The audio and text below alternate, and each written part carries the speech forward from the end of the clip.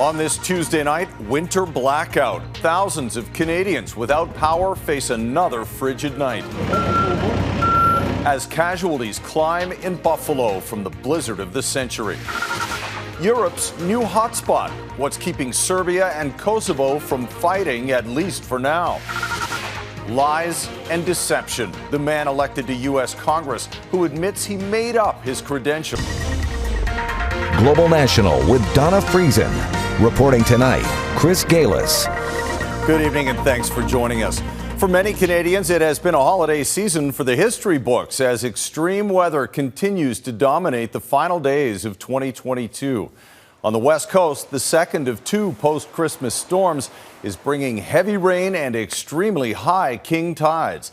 The storm surge caused some flooding in downtown Vancouver, and the city closed its iconic Stanley Park seawall for safety.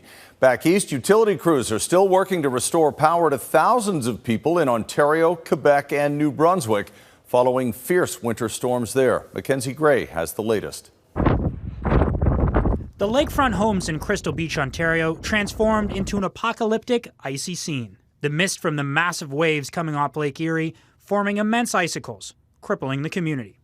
Look at this, man. Residents don't have power, but shockingly, damage to these homes seems to be minimal. So I went into the bottom of my house and it's totally dry, which is really quite surprising. Quebec remains the worst hit by power outages. 35,000 customers without electricity days after the major storm passed through. We're still hoping to have the vast majority of our clients reconnected before the end of the day today. But even from sunny Punta Cana, the impacts are still being felt. Susan Howard-Luck was supposed to return to Saskatoon on December 21st, but Sunwing has kept canceling her flights home. Got a granddaughter at home, her very first Christmas this year. It was really tough to hear that. And I kept thinking, okay, the next day. The next day came along, it's the exact same story. Sunwing isn't alone in having issues. Yesterday, 68% of all WestJet flights were delayed. Air Canada was only slightly better at 62%. And for Porter, 44% of flights were late to depart. For those lucky enough to get on a flight, your luggage might not have accompanied you. Passengers at Pearson International in Toronto forced into a holiday scavenger hunt. It's 3 days later. I'm still trying to find my bag. And as you can see, looking over here, the best they could do is just go look through the bags, sift through the bags, see if you can find yours. That's the best they could do. Even politicians weren't immune to travel delays. We had a couple of things, flight cancellation, lost luggage. I'm among the people that are going back to Pearson to try to find my luggage. After 2 days of cancellations, Via Rail is back up and running, taking passengers to Montreal, Toronto, and here to Ottawa. It's a rare win, Chris, for a difficult travel season. No doubt. Mackenzie Gray in Ottawa. Thank you, Mackenzie. And the severe weather is also impacting Canada's blood supply. Canadian Blood Services has an urgent need for donors with a shortfall of expected blood and plasma collections. Now, the storm system that hit southern Ontario has taken a catastrophic toll south of the border. More than 30 people have died in Buffalo, New York. As Reggie Cecchini shows us, officials call it the worst weather disaster to hit the area in a generation. Before this storm enters the history books, residents in and around Buffalo, New York must still cope with the present. The blizzard conditions, of course, are gone, but we're going to be responding in some ways to this blizzard for still a number of days. Power is coming back on, and most highways are slowly reopening. Though a state of emergency remains in place, and a federal disaster declaration was approved on Monday. This once-in-a-lifetime blizzard hit hard, and the scars are still forming. Going into homes, going into vehicles, and too many tragic times finding people who did not survive the experience. Dozens of people in this region lost their lives, a number officials believe will grow. And while the storm's impact is painfully evident across western New York, much further south, Arctic cold has also wreaked havoc on water systems through parts of South Carolina and in Mississippi, resulting in boil water advisories for the second time since August. You got hundreds of people throughout the city of Jackson with no water. Travel also remains at a crawl. Most airports, except for Buffalo, are open, just crowded.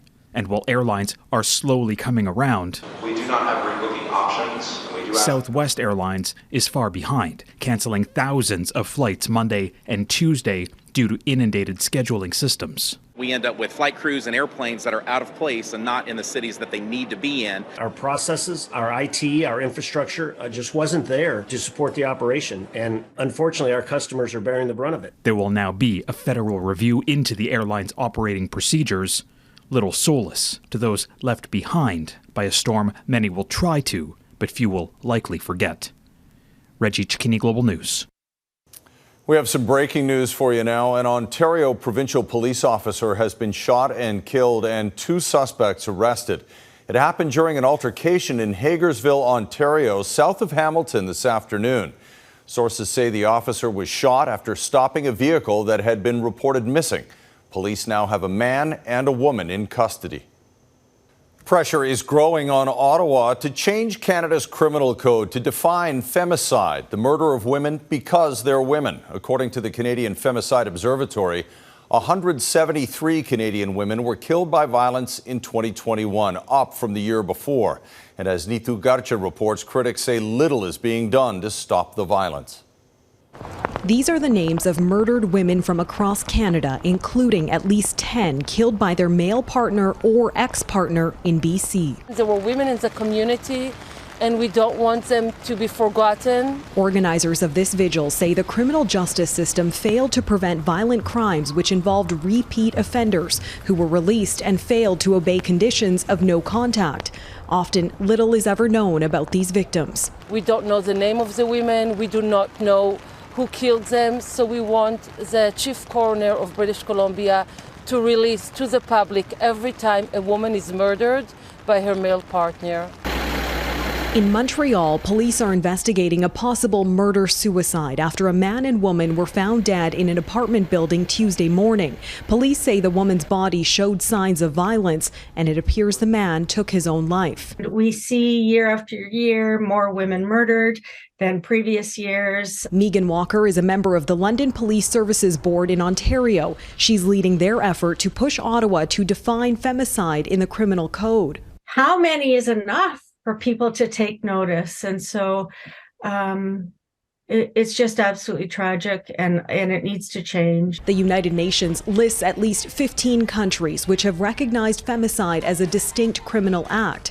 Others consider it a hate crime, but Canada doesn't track gender-based violence. Back in Vancouver, it's hoped a new coroner review will help change that and lead to increased funding. I've written a letter to the chief coroner seeking a death panel review, which is something that they've done previously, that examines the domestic homicides within the province. We just want to see real actions and not empty words. These advocates say change is needed because for every woman who is murdered, there are thousands more living in fear. Neetu Garcha, Global News, Vancouver. Europe on high alert. Coming up, the new flare-up between Kosovo and Serbia.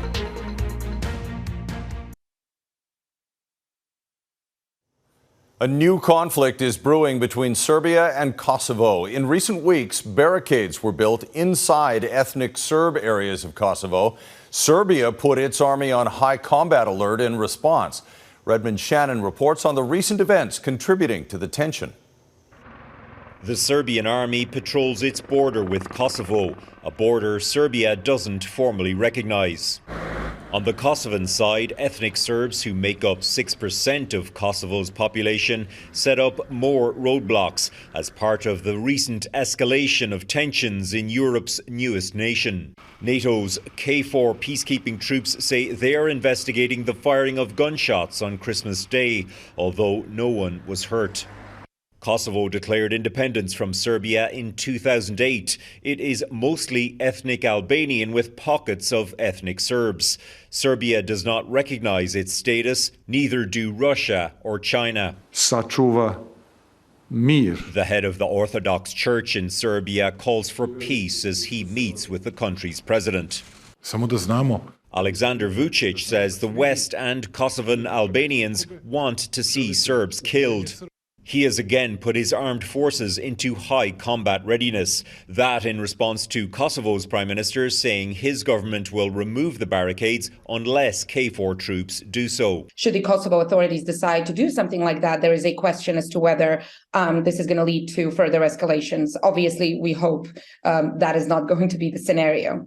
Tensions rose this year over a Kosovan proposal to make ethnic Serbs use Kosovan car license plates rather than Serbian plates. 600 Kosovan Serbs resigned from Kosovo's police force last month. Even just the mere presence of K4 obviously serves as a very strong deterrence for both sides to escalate the tensions further. Ethnic Serbs are pushing for more autonomy, something Kosovo's government says is not on the table, at least for now. Redmond Shannon, Global News, London.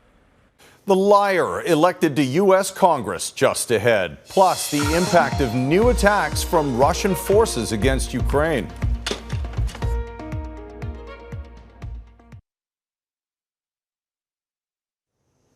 Russian forces have launched another major assault on Ukraine near the city of Bakhmut. Flames erupted at this large residential building, leaving people homeless. Bakhmut was home to about 70,000 people before the war.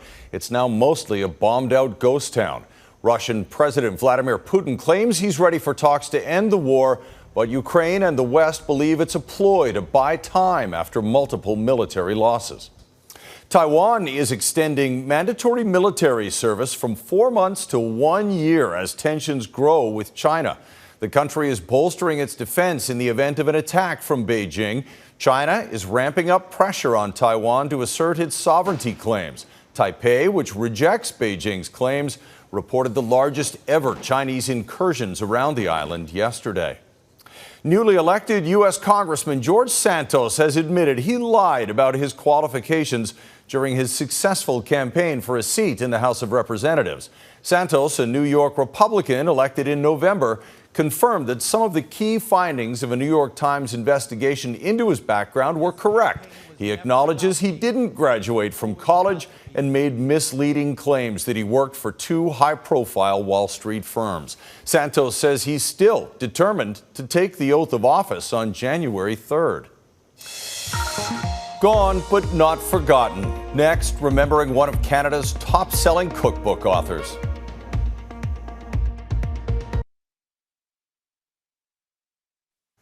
Top-selling Canadian cookbook author Jean Perry has died at the age of 95. Perry gained worldwide fame for her company's coming cookbook series. The farm girl from Alberta built a major publishing company, authoring more than 200 cookbooks. The Order of Canada recipient died Christmas Eve in Edmonton.